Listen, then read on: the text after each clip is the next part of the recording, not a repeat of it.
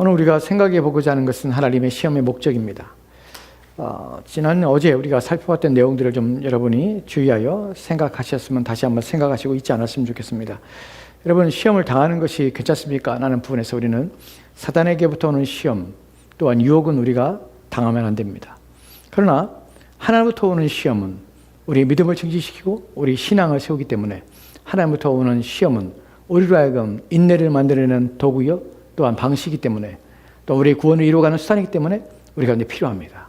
그래서 하나님 오는 시험은 우리의 믿음을 온전케 하며 바르게 하는 일에 반드시 우리 가운데 필수적인 것이라는 사실을 우리는 기억합니다. 오늘 우리가 살펴볼 것은 하나님께서 우리를 시험하실 때 하나님에 대해 생각해 보도록 합시다. 하나님께서 자신의 백성들을 시험하십니다. 시험의 목적에 대해서 생각해 보도록 합시다. 내일은 시험의 방식에 대해서 생각해 보도록 하겠습니다. 오늘 우리는 하나님께서 우리를 대하실 때에 하나님은 시험하실 때의 목적을 가지고 계시고 또 하나님의 방식을 가지고 계십니다. 오늘 우리가 살펴볼 것은 하나님의 목적입니다. 왜 우리를 시험하시고 왜 우리를 그렇게 하시는가 하는 부분입니다. 이 부분에 대해서 첫 번째 우리가 생각할 본문이 있습니다. 하나님 우리를 시험하신다는 게 성경에 많은 곳에서 기록되어 있습니다. 그 가운데 시편 66편 9절과 10절 말씀은 우리 가운데 중요한 하나님의 이유에 대해서 우리 가운데 말씀하는 것을 보게 됩니다. 시편 66편 9절과 10절 말씀입니다. 같이 읽도록 시작. 그는 우리 영혼을 살려두시고 우리의 실족함을 허락하지 아니하시는 주시로다. 하나님이여 주께서 우리를 시험하시되 우리를 단련하시기를 을린을 단련한 같이 하셨으며. 아멘. 한글 성경을 읽으면 9절과 10절 말씀에 아무런 개연성이 없는 것처럼 보이기도 합니다. 그는 우리의 영혼을 살려주시고 우리의 실족함을 허락지 아니하시는 주시로다. 예, 하나님에 대해서 말씀하고 있습니다. 우리 영혼을 살려주시는 분이시고 우리의 영혼을 살려주신다는 것은 우리로 하여금 우리를 보호하시는 분이라는 의미가 본문의 의미입니다. 그리고 우리의 실족함을 허락하지 아니하시고 우리가 떨어져 나가는 것들, 하나님으로부터 분리되는 것들을 허락하지 아니하십니다. 이런 하나님이시라는 사실을 고백하고 있습니다. 그 다음에 10절 말씀에 하나님이여 주께서 우리를 시험하시되 우리를 단련하시기를 은을 단련함 같이 하셨으며. 라는 것은 9절과 10절 말씀이 독립되어서 서로 가운데 아무래도 관련성이 없는 그런 구절처럼 보입니다. 그러나 히브리어의 원문을 보면 사실은 9절과 10절은 연결되어 있습니다. 10절 말씀은 어떻게 읽어야 되냐면 우리의 실족을 허락지 아니하시는 주시로다. 왜냐하면 하나님의 주께서 우리를 시험하셨습니다. 하나님께서 우리를 시험하셨는데 우리를 어떻게 시험하셨냐면 우리를 단련하시기로 은을 단련한 것 같이 우리를 단련하시는 시험을 우리 가운데 하셨습니다. 그래서 내가 하나님으로부터 시험받았습니다. 그러므로 그렇기 때문에 우리는 우리가 시험받을 때에 하나님은 우리의 영혼을 살려두시는 분이시고 결코 우리를 넘어뜨리려고 나를 시험하신 분이 아니십니다. 하나님은 결코 우리를 실족하시게 하시려고 나를 시험하신 분이 아니십니다. 왜냐하면 하나님은 나를 시험하셨는데 어떻게 은을 단련한 같이 시험하시는 것이 하나님의 방식이고 하나님 원하시는 내용이기 때문에 그렇습니다. 하나님의 목적은 우리의 영혼을 살게 하시는 것입니다. 하나님의 시험의 목적은 우리를 실족하지 않게 하시는 것입니다. 그것이 바로 이 시편 66편 9절과 10절 말씀의 의미입니다. 왜 하나님이 나의 영혼을 지켜주시는가? 어떻게 합니까? 하나님께서 나를 실족지 않게 하시는가 하는 것을 우리 어떻게 합니까? 그분이 나를 시험할 때 내가 압니다. 우리가 하나님의 시험을 당할 때에 우리가 알게 됩니다. 여기서 우리가 알게 되는 시험의 중요한 목적은 무엇입니까? 시험은 하나님께서 우리를 알게 하십니다. 우리가 어제 우리가 살펴봤던 성경 구절 가운데서 시험에 대해서 생각할 때 시험으로 하나님 너희 속에 신명기 8장 9절 말씀에서 시험하시고 광야에서 너희를 낮추시고 너희를 시험하셔서 너희 마음이 어떠한지를 하나님께서 알려 하심이라. 하나님께서 알고자 하십니다. 근데 여기서 우리가 의문이 듭니다. 본문의 의미는 그렇습니다. 하나님이 너희 마음을 알고자 하신다라는 것이 본문의 직접적인 의미입니다. 근데 사실은 그 본문을 더 깊이 생각하면 하나님께서 굳이 내 마음의 어떠한지를 아셔야 할 이유가 있는가 하는 부분을 생각해 봐야 합니다. 하나님이 알고자 하시는 것, 시험을 통하여 내 마음이 어떠한지를 알고자 하시는 것은 하나님 자신이 알고자 하시는 것보다 나로 하여금 내 마음이 어떠한지를 증명해내고 알게 하시고자 하시는 의미가 그 안에 담겨져 있습니다. 그래서 나의 시험은 무엇이냐면 내 마음이 어떠한지 내가 알게 하시는 것입니다. 내가 어떠한 자인지 내 마음이 확인하게 하는 것입니다. 본문에서도 그렇습니다. 내 영혼을 살리고 내 영혼을 살려두시고 실족함 허락지 아니하신 하나님. 왜냐하면 그분 나를 시험하셨습니다. 본문에서 주께서 우리를 시험하시되 할 때 시험이 끝난 상태입니다. 어떻게 은을 단련한 같이, 은을 단련한다는 것은 여러분 두드리는 것이 아닙니다. 우리가 착각하는 것이 금을 단련하고 음을 단련하는 것은 두드리는 것이 아닙니다. 이것을 어떻게 합니까? refine, 정지하는 것입니다. 정제, 걸러내는 것입니다. 나의 속에 있는 것을 걸러내는 것입니다. 찌꺼기를 걸러내는 것입니다. 은은 걸러내는 작업을 통해서 더욱더 순도가 높아집니다. 금도 걸러내는 작업을 통해서 순도가 높아집니다. 어떻게? 나를 시험하셔서 나의 순도, 믿음의 순도를 높이심으로 말미암아 나에게 어떻게 하나님에 대한 이해와 깨달음을 통하여서 나의 믿음을 더 증진시키시고 내가 누군지를 발견케 하십니다. 또한 그 나 자신을 사랑하신 하나님에 대해서 분명한 이해를 갖게 하는 것이 시험 목적은 두 가지입니다. 하나님께서 나를 알게 하시는 것입니다. 두 번째는 그분을 의지하며 또한 그분을 바라보게 하시는 것입니다. 그래서 이렇게 정리할 수 있습니다. 다음 내용 볼까요? 시험의 목적은 두 가지입니다. 첫째로, 같이 봅시다. 첫째로, 사람의 마음속에 있는 것을 그에게 보여주시기 위함이라는 것입니다. 둘째로는 하나님을 신뢰하며 의지하게 하시기 위함입니다. 하나님의 시험은 이 두 가지의 목적을 가지고 있습니다. 나로 하여금 나를 알게 하시는 것이에요. 내가 누군지를 알게 하는 것입니다. 하나님은 아십니다. 하지만 그것을 증명될 때에 우리는 거기서 용기를 얻게 됩니다. 내 믿음이 이렇구나 하는 것을 보게 됩니다. 이런 사실이 또한 하나님이 시험하실 때에 이런 목적을 두실 때에 우리가 알게 되는 또 중요한 것은 내 자신을 본다고 내 자신을 안다는 것은 이런 것입니다. 내 자신의 한계성과 내 자신의 연약함을 또한 함께 보는 것입니다. 또한 그 가운데 날 도우신 하나님을 보게 되는 것이 우리가 어제 살펴봤던 본문 중에서 여러분에게 말씀 안 드리는 내용이 있습니다. 그 내용 함께 보도록 합시다. 고린도전서 10장 13절 말씀입니다. 같이 읽도록 합시다. 같이 읽겠습니다. 시작. 사람이 감당할 시험 밖에는 너희가 당한 것이 없나니 오직 하나님은 미쁘사 너희가 감당하지 못할 시험 당함을 허락하지 아니하시고 시험 당할 즈음에 또한 피할 길을 내사 너희를 능히 감당하게 하시니라. 아멘. 시험을 통하여서 시편의 66편의 기자는 시험을 통하여서 무엇을 합니까? 하나님이 내 영혼을 지키신 분이구나. 나를 시축지 않게 하시는구나. 것을 확신하게 됩니다. 시험은 하나님을 보게 하며 하나님을 의지하게 합니다. 또한 내 자신을 보게 합니다. 내 자신이 이런 단련을 통해서 내 자신이 어떠한 신앙과 믿음을 가지고 있는지를 그래서 확신 가운데 있구나 하는 것을 내 자신이 알게 하십니다. 본문에 보면 어떻게 그 사람이 그런 사실을 알게 되냐면 사람이 감당할 시험밖에 너희가 당한 것이 없나니 하나님께서 우리 시험하실 때에 시험에 들어서 그 시험을 통과할 때에 우리는 그 시험의 통과 내용 속에서 하나님이 내게 주신 것이 무엇인지를 나로 하여금 어떻게 나를 다스리시며 인도하여 가시는지를 우리는 보게 됩니다. 내가 감당할 시험 밖에는 너에게 당한 것이 없나니 할 때에 오직 하나님은 미쁘사 왜 그러냐면 하나님 미쁘사 감당치 못할 시험담을 허락지 아니하신 분이라는 사실입니다. 본문에서 감당치 못할 시험이라는 것은 누구 편에서의 감당치 못할 시험이냐면 우리 편에서가 아닙니다. 여러분이 본문을 잘 이해해야 합니다. 감당치 못하는 것은 우리는 시험을 당할 때 내가 감당하는 것으로 생각합니다. 내 힘으로 감당하는 것처럼 여깁니다.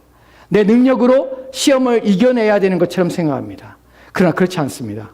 본문이 말하고 있는 이들은 하나님 미쁘십니다. 신실하신 분이십니다. 너희가 감당치 못할 시험을 당함을 허락지 아니하시고 시험 당할 쯤에 또한 피할 길을 내사 능히 너희로 감당하게 하십니다. 감당하게 하신다는 것, 감당치 못하게 하시는 이 내용 속에서 하나님은 어떤 분이시냐면 우리가 시험을 주실 때에 우리의 능력의 제한 속에서 하나님께서는 그 능력에 따라서 시험을 주시는 것이 아니라 우리의 능력이 아니라 하나님이 우리 가운데 부어주시는 능력을 의지하도록 그 힘이 감당하도록 우리에게 은혜를 베풀어 주신 분이란 사실입니다. 그것이 본문에서 말하는 의미예요. 또 우리는 본문을 이해할 때 이렇게 해야 합니다. 하나님이 시험 당할 때에 내가 감당할 수 있는 시험인데 어떤 시험은 내가 감당치 못할 시험을 주시면 어찌입니까? 라고 말을 합니다. 이런 시험은 내게 너무 어렵습니다. 하나님이 시험을 당하는 것을 나는 원하지 않습니다. 그 이유가 무엇입니까? 내가 감당치 못할까 봐 그렇습니다. 그러나 신자는 하나님을 확신하는 자는 결코 그런 생각을 하지 않습니다. 왜냐하면 하나님께서는 나의 능력에 따라 시험을 주시는 것이 아니라 그분이 내게 공급하시는 능력에 따라 시험을 주시기 때문에 그렇습니다. 시험은 내게 달린 것이 아니라 그분의 은혜에 달려 있습니다. 이것이 우리가 알아야 될 내용입니다. 우리는 너무나 착각합니다. 그래서 내 수준으로 생각합니다. 하나님께서 내게 시험을 당할 때 그 모든 시험은 우리가 감사해야 될 이유가 무엇입니까? 그 모든 시험에 내가 두려워하지 않을 이유가 무엇입니까? 그 모든 시험에도 하나님을 의지할 이유가 무엇입니까? 왜냐하면 그분이 그 시험을 감당할 힘 또한 능히 감당하도록 그 힘을 우리 가운데 주신다는 약속이 보장되기 때문에 그렇습니다. 그래서 우리는 감사함으로 받는 것입니다. 그래서 우리는 내 영혼이 하나님께서 보호하시고 계시나, 나를 실족지 아니하시는구나 하는 것을 더 확신하고 시험을 당할 때 약해지지 않게 되는 것입니다. 신자가 시험을 감당하는 것은 내 힘이 아닙니다. 하나님의 공급할 수 있는 능력입니다. 충분히 하나님은 공급해 주실 것입니다. 감당할 수 있도록 우리를 도와주실 것입니다. 그러고 시험하시는 것입니다. 왜냐하면 그분은 신실하신 하나님이 때문에 그렇습니다. 우리를 겪고 실족지 아니하게 하시기 때문에 그렇습니다. 그렇기 때문에 우리 가운데 베드로에서에서 불같은 시험을 당하는 것을 너희가 그것 때문에 너희 마음에 놀라거나 근심하거나 낙심하지 말라고 합니다. 왜냐하면 불같은 시험, 놀랄만한 시험이 온다 할지라도 그 시험은 내 능력에 달린 것이 아니라 그 시험을 허락하시는 하나님의 손에 있다는 사실 때문에 우리는 두려워하지 않게 되는 것입니다.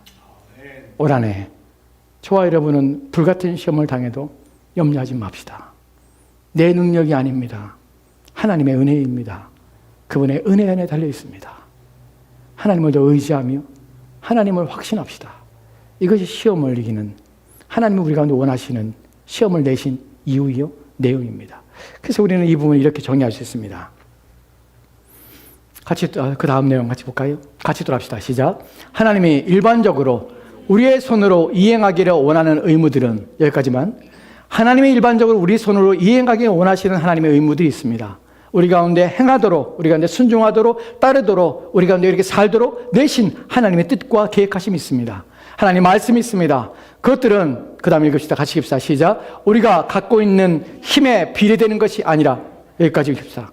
우리가 갖고 있는 힘에 비례되는 것이 아닙니다. 우리 가운데 하나님께서 주시고 우리 가운데 하나님 요구하시는 것들은 우리의 힘에 달린 것이 아닙니다. 그 다음 내용 읽을까요? 시작. 그리스도 안에서 우리에게 주어지는 도움과 구원의 능력에 비례된다. 아멘. 우리 가운데 주시는 그리스도의 은혜, 그분의 능력, 도움, 그분의 힘에 비례되는 것입니다. 그에 따라서 우리 가운데 하나님께서 의미와 책임과 때로는 시험으로 우리의 인생을 이끌어 가시는 것입니다. 이분이 얼마나 우리를 자유케 하는지 모릅니다. 이 부분이 얼마나 우리를 위로가 되는지 모릅니다. 그렇구나.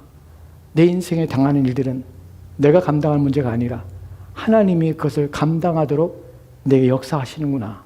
그렇게 하실 분이구나 하는 것을 우리는 믿어야 합니다.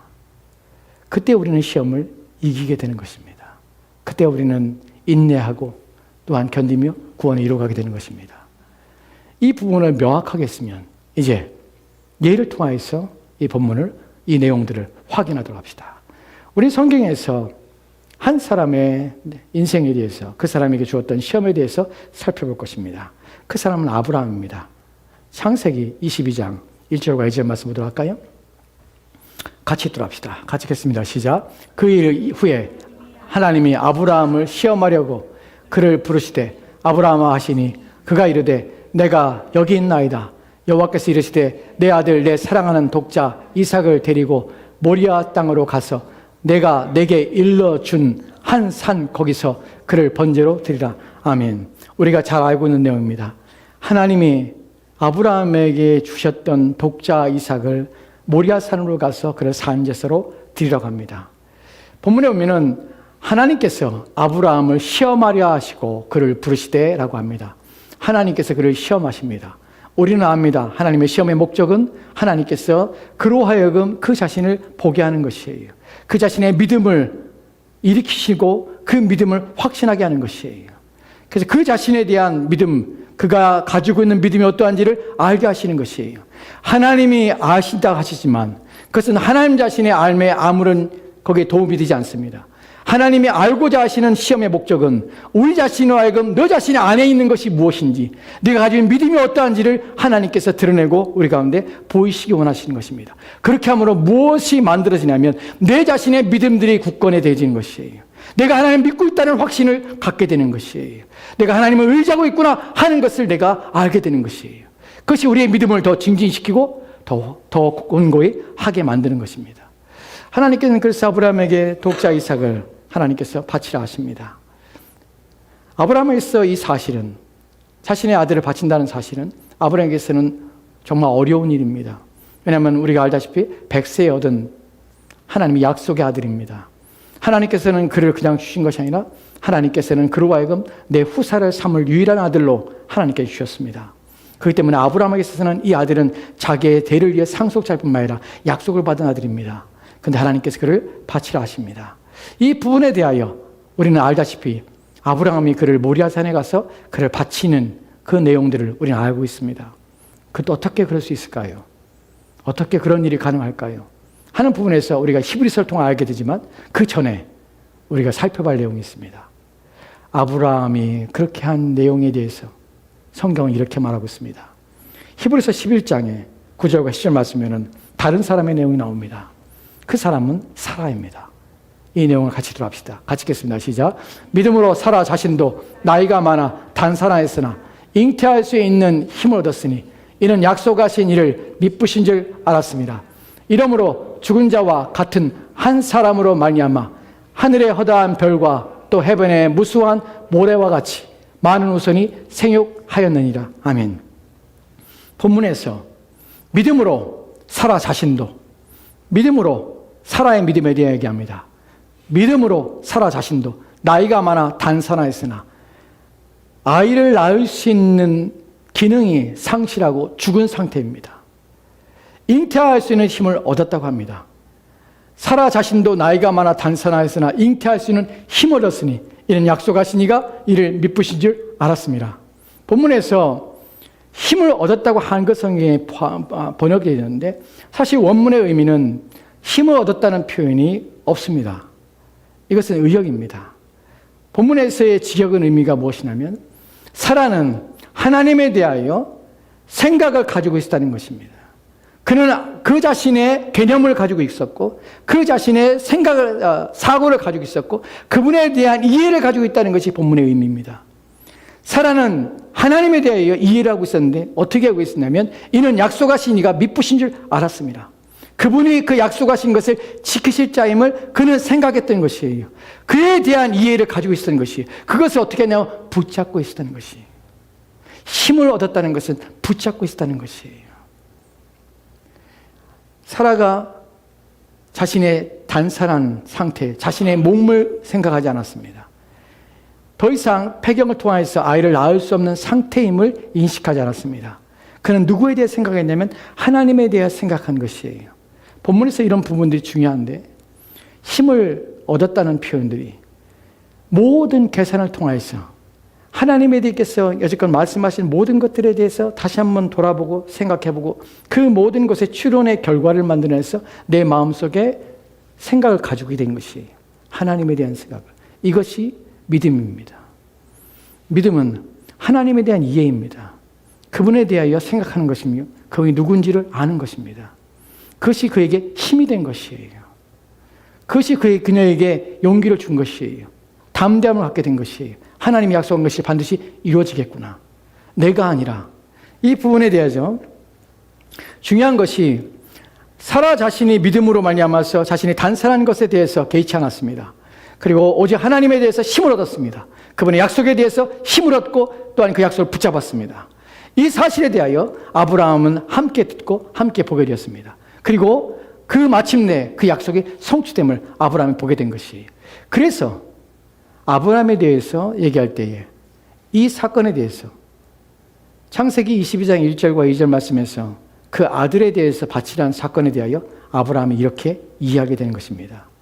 히브리서 11장 19절 말씀에는 이렇게 기록되어 있습니다. 같이 들어갑시다. 시작. 그가 하나님의 능히 이삭을 죽은 자 가운데서 다시 살리실지로 생각한지라 비유컨대 그를 죽은 자 가운데서 도로 받은 것이니라. 아멘. 본문에 보면 그가 아브라함이 하나님의 능히 이삭을 죽은 자 가운데 다시 살릴지로 생각한지라. 여기서 추론을 의뢰합니다. 모든 계산을 한 것입니다. 하나님에 대한 개념을 생각한 것입니다. 하나님 누구신가에 대하여 끊임없이 생각한 것입니다. 그 생각의 결과 도출된 것은 무엇이냐면 그분은 죽은 자를 사자처럼 죽은 자를 다시 살리시는 능력을 가지고 있다는 사실을 그가 확신하게 된 것이에요. 그래서 하나님께 이삭을 주저없이 바치셨던 것입니다. 여기서 우리가 중요한 것이 무엇이냐면 아브라함이 이런 마음을 갖게 되고 이렇게 하나님을 믿을 수 있는 이유가 무엇입니까? 왜 히브리서 11장 9절과 10절 말씀에서 사라에 대한 얘기를 하시지 아십니까? 아브라함은 사라의 태가 죽었다는 사실을 알고 있습니다. 죽었습니다. 사망한 것이 거기서는 아무것도 생명이 잉태될 수 있는 가능성이 전무합니다. 그런데 그 가운데 하나님이 그 약속대로 아들 이삭을 주신 것이 죽었는데 죽은 것에서 생명이 나오는 것입니다. 그래서 아브라함이 봤습니다. 죽은 것에서 생명이 살아남을 아브라함은 경험했습니다. 누굴 통하여서? 사라를 통하여서 경험한 것이. 그래서 하나님이 누구신지를 알게 된 것입니다. 그 결과 그는 하나님의 능히 이삭을 죽은 자 가운데서 다시 살려주도록, 즉 죽은 자 가운데서 다시 도로 받은 것이라. 죽은 태에서 살아난 것처럼 죽은 이삭을 다시 살려내는 것이 하나님이라는 사실을 알게 된 것이에요. 시험에 있어서 중요한 부분은 아브라함이 자기 아들 이삭에 대해 바치라는 하나님의 말씀을 듣고 어떻게 생각했는가? 그 시험을 하나님께서 그 시험을 통해서 아브라함이 자신이 어떠한 믿음을 가지고 있고 하나님에 대하여 어떠한 생각을 가지고 있는지 그의 마음을 알게 하며 그로 하여금 그 믿음을 드러내며 실행되게 하시는 것이에요. 여러분, 중요한 것은 우리가 하나님에 대해서 무엇이라고 믿고 있고 무엇이라고 생각하고 있고 무엇이라고 알고 있는 것들이 내 마음이 어떠함에 대해서 하나님께서 그 내 마음을 아시기 때문에 그 모든 것을 다 아시기 때문에 내가 그렇게 안 살아도 그렇게 행하지 않아도 내 마음을 아시는 그분께서 모든 것을 다 그대로 내 마음 그대로 받아주시고 내 마음 그대로 인정해 주신다고 착각하면 안 된다는 사실이에요. 믿음은 내가 아는 지식은 내가 하나님에 대한 이해는 반드시 실행될 때에야 믿음이 되는 것입니다. 그것이 살아낼 때에야 믿음이 되는 것입니다. 아브라함이 자기 아들 이삭을 하나님께 바치라 할 때에 내 마음이 그렇습니다. 내 마음은 하나님께 내 아들을 바칠 것이 내 마음입니다. 라고 말하는 것이 그의 믿음을 증명하거나 그의 믿음을 확신한 것은 아닙니다. 하나님께서 그에게 바치라 할 때 그는 자신의 아들을 바치러 가는 것이 그렇게 행함을 남아서 그는 어떤 내가 그 믿음을 가지고 있다는 것이 증명되는 것이 하나님 앞에 자신의 믿음을 증명할 뿐만 아니라 자신 또한 자신이 그러한 믿음을 가지고 있음을 알게 되는 것이 자신에게 힘이 되는 것입니다. 이것이 믿음이 또 하나님의 시험이 우리 가운데 우리를 일으키며 우리를 만들어가는 방식입니다. 나로 하여금 더 큰 확신과 더 큰 신뢰와 더 큰 하나님에 대한 경험을 통해서 더 큰 믿음으로 나아가도록 내 믿음을 나로 하여금 보게 하시며 알게 하시는 것이에요. 우리가 마음으로 생각하는 것이 내가 실행됐을 때에 내가 하나님 앞에 그렇게 고백했던 것이 내 삶으로 증명이 됐을 때에 그 모습을 보고 나는 내 믿음이 있다는 사실을 알게 됩니다. 내 믿음이 이렇구나 하는 것을 알게 되는 것이에요.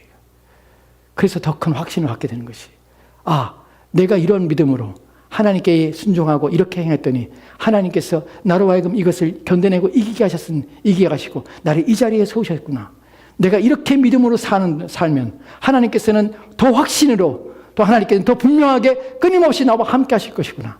라는 것을 우리가 더욱 알게 하는 것입니다. 이것이 하나님이 시험을 통하여 자신을 드러내시며 우리를 알게 하시는 방식입니다. 여기 중요한 것이 있습니다. 중요한 것은 무엇이냐면 아브라함에게 시험하셨던 하나님, 내 아들 이삭을 바치라고 하셨던 하나님.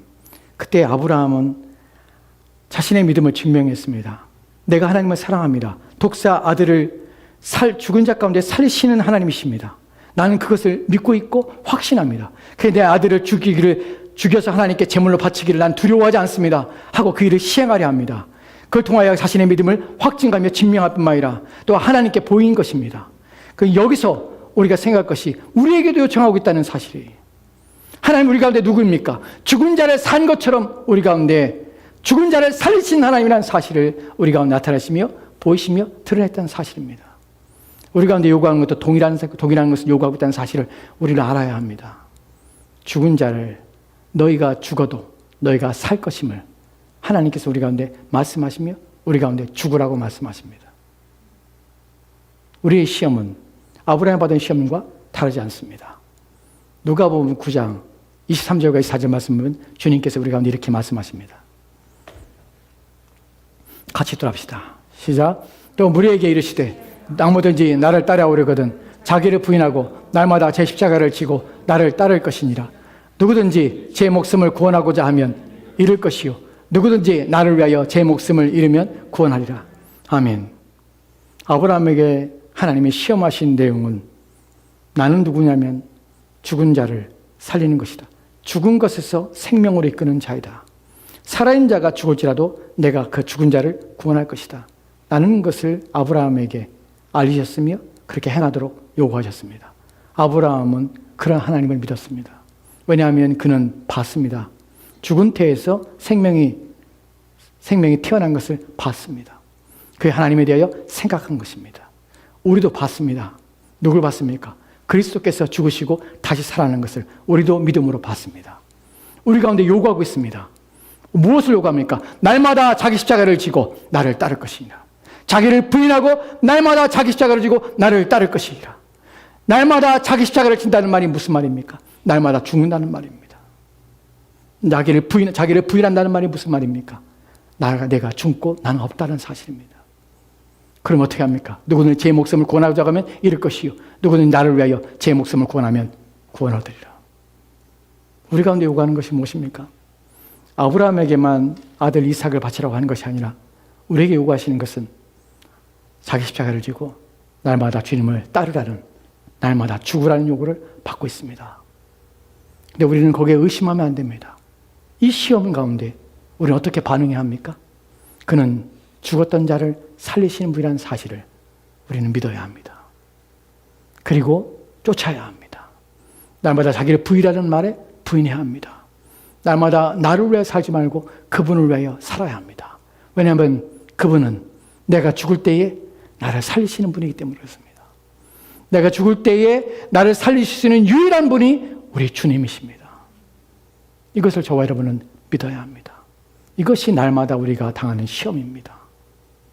날마다 우리는 하나님의 시험대 앞에 있습니다. 너는 오늘 죽고 있니? 나를 위해 네 생명을 내놓고 있니? 나는 무릎 앞에 서 있습니다. 그때 우리는 그 시험을 당할 때 하나님 내 마음 아시죠? 내 마음은 그렇습니다. 하고 내가 내 뜻대로 내 마음대로 내 인생을 살아낸다면 나는 죽은 자를 살리시는 그분에 대하여 믿지 않는 것입니다. 그 시험에 대하여 나는 그 시험에 대하여 실패하고 있는 것입니다. 이런 연관 관계에 대하여 우리는 깊이 고민하지 않습니다. 단지 시험이라는 것이 다른 별개의 이야기고 다른 내용처럼 여겨집니다. 그러나 우리 현실 속에 있고 매일 날마다 우리 삶에 있다는 사실을 기억합시다. 여기에 대하여 실패한 자가 있습니다. 한 사람의 모습을 보고 말씀을 마치도록 합시다. 이 사람은 우리가 잘 알고 있는 히스기야라는 사람입니다. 이 사람에 대해서 생각해 봅시다. 이 사람은 열왕기와 역대기에 이 사람에 대해서 설명하고 있습니다. 그 가운데 역대하 32장 31절 말씀에 이렇게 기록되었습니다. 같이 들어갑시다. 같이 읽겠습니다. 시작. 그러나 바벨론 발백들이 히스기야에게 사신을 보내요. 그 땅에서 나타난 이적을 물을 때에 하나님이 히스기야를 떠나시고 그의 심중에 있는 것을 다 알고자 하사 시험하셨더라. 아멘. 본문에 보면은 하나님께서 그의 심중에 있는 것을 알고자 하사, 다 알고자 하사 시험하셨더라. 시험하신 내용은 뭡니까? 떠나시고. 원문의 의미는 내버려 두다는 것입니다. 그냥 내버려 둔 것입니다. 어떻게 하나 보는 것입니다. 그의 마음을 알고자 하신 것이. 사실은 이것은 하나님이 그의 마음을 알고자 하는 것보다 하나님께서는 히스기야의 마음이 어떠한지를 알게 하시며 그에게 깨우치고자 하시는 것입니다. 본문에서 바벨론의 방백들이 왔습니다. 방백들이 히스기야에게 사신을 보냈습니다. 그 방백들의 사신들이 온 것이에요. 그 땅에서 일어난 이적을 물을 때에 이적을 궁금해서 온 것입니다. 여기서 우리가 생각할 때 그 땅에 나타난 이적들을 물을 때라고 할 때에 히스기야가 병들었다가 다시 살아난 사건을 생각할 수도 있습니다. 그러나 그것은 열왕기에서는 그렇게 표현됐지만 사실은 역대기에서는 이 내용은 다른 내용입니다. 그 땅에서 일어난 이적을 물을 때에 라는 표현은 다른 의미입니다. 그가 죽었다 살아난 것만 아니라 다른 내용이 있습니다. 우리가 열왕기를 기억하고 역대기를 기억하지 못하기 때문에 히스기야의 이 내용에 대해서 우리가 잘 이해하지 못합니다. 그 땅에서 일어난 이적들은 무엇이냐면 그 땅이 달라졌다는 것이에요. 그 땅이 확연히 변화되었습니다. 첫 번째는 아수르에서 사내림이 왔을 때 하루 순간에 18만 명이 죽습니다. 그 사건이 일어나고 또 다른 사건이 일어납니다. 하나님께서 그의 마음을 알고자 하는 것은 단순히 병에서 나음 받았을 때의 문제가 아닙니다. 그에게 하나님께서 주신 것들 때문에 그렇습니다. 이에 대하여 역대하 32장 27절과 29절 말씀은 이렇게 되어 있습니다. 같이 천천히 읽도록 합시다. 같이 읽겠습니다. 시작. 히스기야가 부와 영광이 지극한지라 이에 은금과 보석과 향품과 방패와 온갖 보배로운 그릇들을 위하여 창고를 세우며 곡식과 새 포도주와 기름의 산물을 위하여 창고를 세우며 온갖 짐승의 외양간을 세우며 양떼의 우리를 갖추며 양떼와 많은 소떼를 위하여 성읍들을 세웠으니 이는 하나님이 그에게 재산을 심히 많이 주셨습니다. 아멘. 이때가 언제인지 아십니까? 히스기야가 병든 후에 나은 때입니다. 하나님이 그 땅에 이적을 행하였습니다. 그에게 무엇을 줍니까? 부와 영광을 가득 부어줬습니다. 그래서 히스기야는 어떻게 합니까? 짓고 세우고 세웁니다. 그는 자신의 주어진 것을 짓고 세우고 자신을 만족시키는 일에 온 힘을 기울인 것입니다. 그리고 방백들이 온 것입니다. 그리고 묻는 것입니다. 그 땅에서 일어난 이적에 대하여 묻는 것입니다. 어떻게 이렇게 갑작스럽게 이스라엘이 유다 땅에 부하게 됐습니까? 라고 묻는 것입니다. 역대하는 이 내용에 대하여 하나님이 그의 마음을 알고자 하셔서 그를 시험하셨더라 라는 말로, 그리고 그 다음의 내용이 결론에 대해서 말하고 있지 않습니다. 근데 우리가 열왕기 하에서 보면은 그 내용을 압니다. 히스기야의 이 내용 속에서 히스기야는 교만합니다. 짓고 세우는 일에 온 힘을 기울였습니다. 하나님이 그 마음을 알고자 하실 때에, 그를 내버려 두셨을 때에 그의 본질이 무엇이었냐면, 본질은 교만함으로 자기를 자랑하며 자기를 드러낸 것입니다. 하나님께서는 이에 대하여 그에게 진노하시고 그의 교만함을 나타내시며, 그래서 그의 나라의 모든 재물이 다 빼앗겨갈 것을, 그 후대가 망하게 될 것을 하나님께서는 예언하시며 그에게 진노하심으로 선언하십니다. 히스기야는 그럼에도 불구하고 이 모든 일에 대하여 개의치 않습니다. 하나님께서 그에게 15년이라는 인생을 주셨습니다. 그 15년 인생은 그에게 이 모든 것들을 드리며 하나님의 주신 은혜에 대하여 감사할 뿐만 아니라 하나님께 영광을 돌려야 마땅한 시간이었습니다. 그러나 그러지 않았습니다. 그는 자신을 위해 살았고 자신의 영광을 기뻐하며 즐거워하며 그렇게 사는 것입니다. 그의 인생에, 그의 때에는 하나님께서 재앙을 내리지 않았지만 그의 아들인, 그가 새롭게 받은 15년의 인생 가운데 3년 후에 그가 아들을 낳습니다. 그 아들이 므낫세입니다. 그 아이가 13세 때에 왕이 됩니다. 아버지를 이어서. 그 아이가 55년 동안 이 남유다를 다스립니다. 하나님께서 남유다를 멸망시킨 이유가 무엇이냐면 바로 그의 아들인 므낫세의 55년간의 행위 때문에 하나님께서는 결코 그들의 죄를 용서하지 않으시고 남유다를 멸망시킨 것입니다. 하나님께서 그의 마음을 살피며 그를 시험하실 때 그는 실패한 것입니다. 그 자신이 낳지 말아야 될 므낫세는 아들을 낳고 그 아들을 통하여 남유다는 결코 멸망하게 이르게 된 것입니다. 이것이 시험에서 하나님의 실패한 자의 모습이며 또한 상태인 것입니다. 여러분, 마지막으로 우리는 시험을 당할 때, 하나님이 시험하실 때에 우리는 그 시험의 내용에 대해서 살펴봤고 시험의 목적에 대해서 살펴봤습니다. 이제 마지막으로 한 절 살펴볼 것은 시험을 당할 때 우리는 어떤 자세와 태도로 있어야 되는가 하는 부분을 살펴보고 말씀 마치도록 합시다. 창세기 22장 3절 말씀입니다. 같이 들어갑시다. 같이 읽겠습니다. 시작. 아브라함이 아침에 일찍 일어나 나귀의 안장을 지우고 두 종과 그의 아들 이삭을 데리고 번제에 있을 나무를 쪼개어 가지고 떠나 하나님이 자기에게 일러주신 곳으로 가더니. 아멘. 하나님이 우리 가운데 시험을 줄 때는 우리 가운데 믿음을 세우고 우리를 온전케 하며 또 우리 자신을 드러냅니다. 물론 그것이 어떤 시험에 있어서는 아브라함의 경우는 그것이 자신의 믿음을 완성키며 자신의 믿음을 증명하며 입증하는 방식으로 그에게는 유익하며 그의 신앙을 확인하며 확증하는 방식으로 드러났습니다. 그러나 하나님의 시험 가운데 실패함을 알려봐서 어떤 자는 그 시험을 통하여서 오히려 그의 인생과 그의 삶에 있어 남기지 말아야 오점을 남기며 실패하는 삶으로 인생을 마무리하게 됩니다. 아브라함의 경우에서 그가 시험을 당할 때 어떤 마음을 가지고 있는지를 본문을 통해 보게 됩니다. 여러분, 우리 자신이 누구인지를, 내 자신이 어떠한 상태인지를 기억해야 합니다. 한글 성경에는 아브라함이 아침에 일찍 일어나라는 표현을 썼습니다. 근데 히브리어 원문을 보면 조금 의미가 이런 의미로 번역이 됩니다. 아브라함이 라는 말보다 그 앞에 그러자 아브라함이 아침에 일찍 일어나. 이 단어가 아침에 마음에 이 구절의 앞절에 의미적으로 드러나게 됩니다. 그러자라는 말이 무슨 말입니까? 하나님이 아브라함에게 내 아들 독자 이삭을, 내가 사랑하는 그 아들 독자 이삭을 내가 지시할 땅 모라 땅에 가서 그 아들을 내게 번제로 바치라. 그 말을 듣자. 그러자 아브라함이 아침에 일찍 일어났다는 것입니다. 하나님 말씀 받을 때에 즉각적으로 움직이는 아브라함을 봅니다.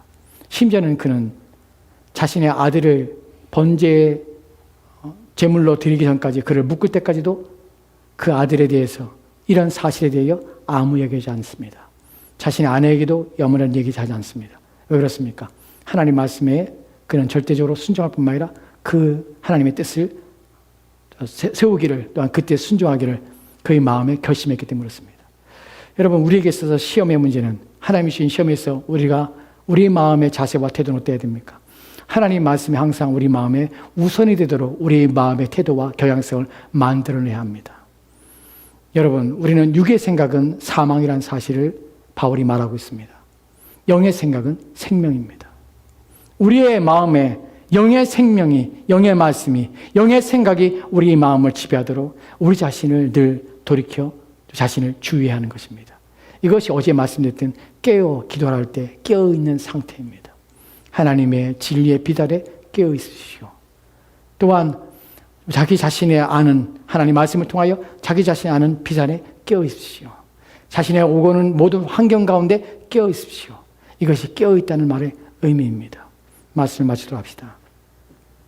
오늘 여러분에게 드리는 말씀은 하나님의 구원의 하나님의 시험에서 목적에 대하여입니다.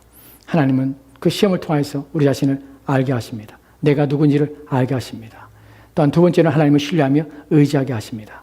여기서 중요한 것이 있습니다.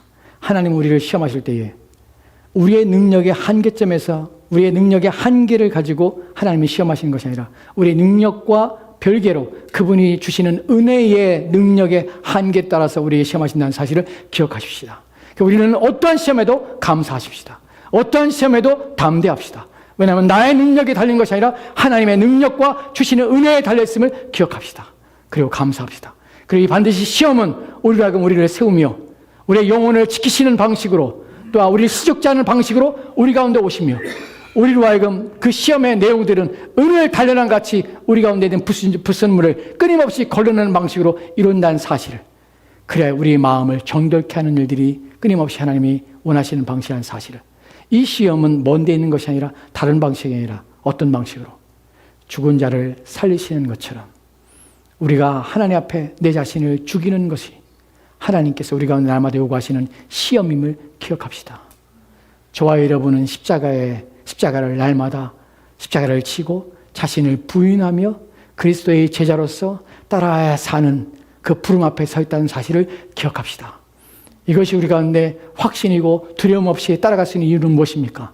왜냐하면 죽으신 분이 살아났으며 그분이 또한 나를 다시 살리실 것을 믿기 때문에 그렇습니다.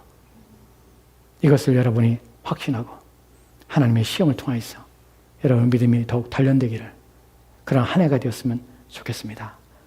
함께 기도하도록 합시다.